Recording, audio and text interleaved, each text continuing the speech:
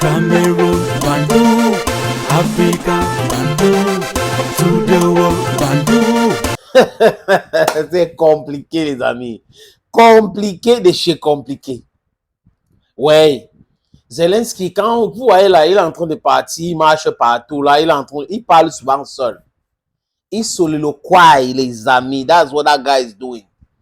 Mercredi dernier, il y a Mark Rutte, le nouveau secrétaire général de l'OTAN qui est arrivé à Kiev. Il lui a fait les promesses de soutien jusqu'à la victoire. Ça suppose quoi? Ça suppose que les Ukrainiens devraient continuer à se battre jusqu'à dernier Ukrainien. Pendant ce temps, les Otaniens passent leur temps à envoyer plutôt les mercenaires. Oui, c'est un secret de polichinelle. La communication russe a été claire. Même sur les antennes des médias mensonges européens et américains, il y a des gens dans leur propre pays, les citoyens qui sortent de l'Ukraine, qui ont déjà fait la guerre là-bas. Donc, ce n'est un secret de polichinelle. À l'heure où je vous parle, les amis, il y a un centre de recrutement dit, un centre de recrutement dit de recruter ou de mobiliser des Ukrainiens à l'étranger. Quelqu'un qui a fui son pays, qui ne veut pas faire la guerre, qui a tout fait, nager même pour traverser. Vous pensez que vous allez créer un centre, il va aller se faire mobiliser là-bas, se faire recruter pour venir faire la guerre? Vous réfléchissez même comment?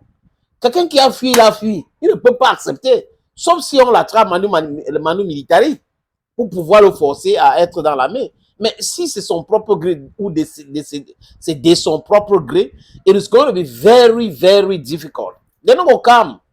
They're going to deny, they're not going to come. Donc, ce centre de recrutement, parce qu'ils étaient obligés d'annoncer, nos antennes étaient déjà là, les informations fusaient, et là, sur les réseaux, ça part très vite. Au sein de ce pays-là, il y a des gens qui ne veulent pas de cette guerre. Donc, l'information était déjà là. Ils étaient obligés de donner l'information en disant c'est un centre de recrutement des Ukrainiens à l'étranger. Ah bon? Et on les forme pendant combien de temps? Parce que la dernière fois, il y a de cela un an que j'avais vu les reportages, il y a des Français et certains Européens qui disaient que à peine tu arrives, on te donne de l'arme pour aller faire la guerre. Il n'y a pas la formation, peut-être que en Pologne aujourd'hui, ils auront le temps de faire les formations parce qu'il n'y a pas de missiles qui tombent là-bas, il n'y a pas de drones qui tirent tous les jours là-bas, peut-être. Mais on sait que c'est pour recruter des mercenaires.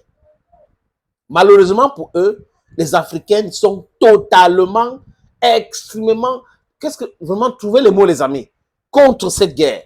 Donc, il n'y a plus possibilité de recruter les Africains.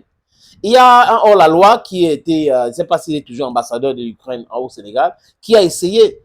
Macky Sall, qui n'est pas propre, lui avait rappelé à l'ordre. Donc, vous voyez que, parce que l'opinion publique africaine, la jeunesse africaine est fatiguée de ce genre-là. On est fatigué. Première guerre dite mondiale. Deuxième guerre dite mondiale. Et le traitement qui nous a réservé, le traitement qu'ils ont réservé à nos papas, à nos grands-parents, autrement appelés anciens les tirailleurs sénégalais. Certains même ont revendiqué leurs droits. Regardez les images ou allez vous abreuver sur les différents moteurs de recherche. Vous allez comprendre, pour avoir l'information, comment est-ce qu'ils ont été traités. Et ils pensent que nous avons oublié. C'est ça qui les rend, c'est-à-dire que c'est ça qui est difficile. Parce que les amis, si les Africains étaient pour l'Ukraine, imaginez, c'est qu'il y a même 1 million, 2 millions d'Africains là-dedans.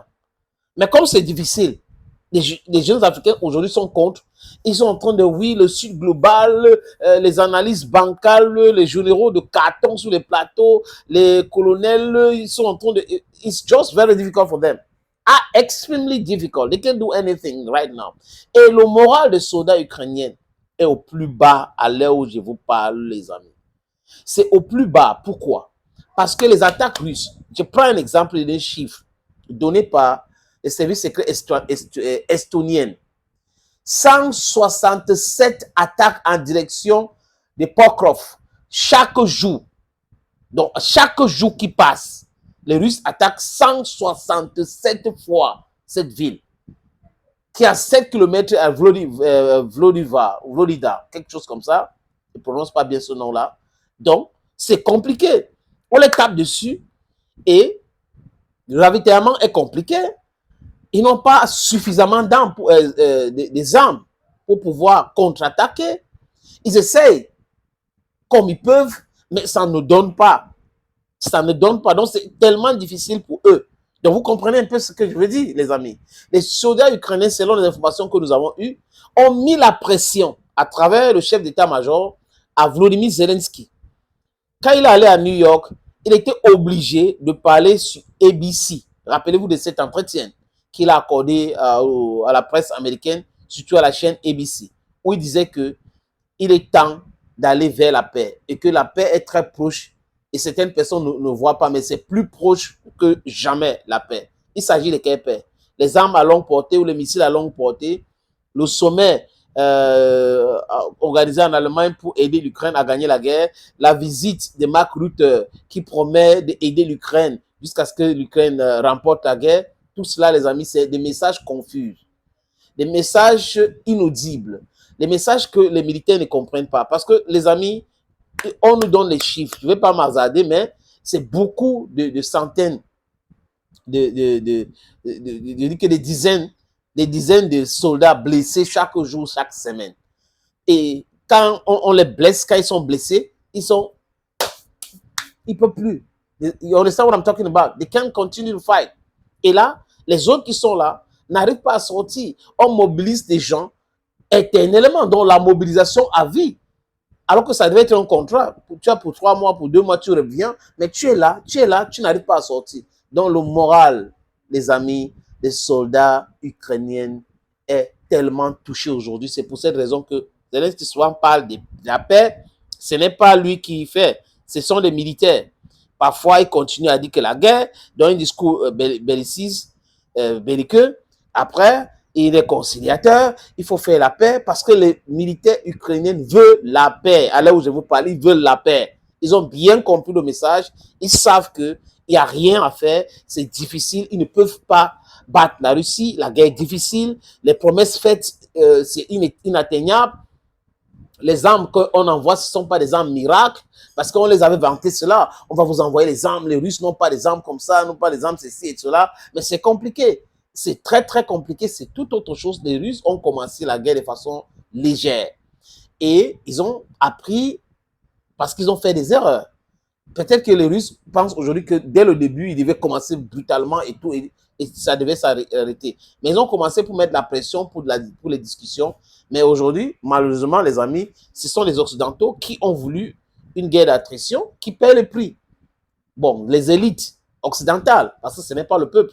Aujourd'hui, l'opinion publique européenne, américaine est contre cette guerre. Ce sont les élites qui tirent les ficelles à ce qui concerne la situation actuelle. Mais le moral des troupes ukrainiennes est au bas. Thank you, friends. Thank you again and welcome on the platform.